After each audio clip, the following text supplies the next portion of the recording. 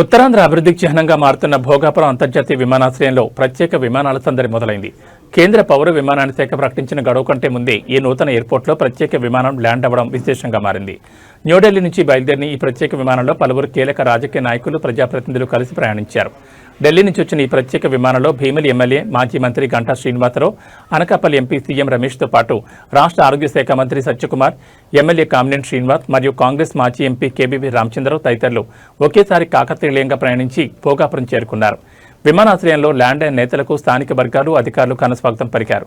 వాస్తవానికి ఈ నెల 17వ తేదీ తర్వాత నుంచే భోగాపురం ఎయిర్పోర్ట్ నుంచి రెగ్యులర్ విమాన సర్వీసులు ప్రారంభమవుతాయని పౌర విమానయాన శాఖ ఇదివరకే స్పష్టం చేసింది. అయితే అధికారిక తేదీకి ముందే ప్రత్యేక విమానాల ల్యాండింగ్లు ప్రారంభం కావడంతో ఎయిర్పోర్ట్ ప్రాంతంలో సందడి వాతావరణం నెలకొంది.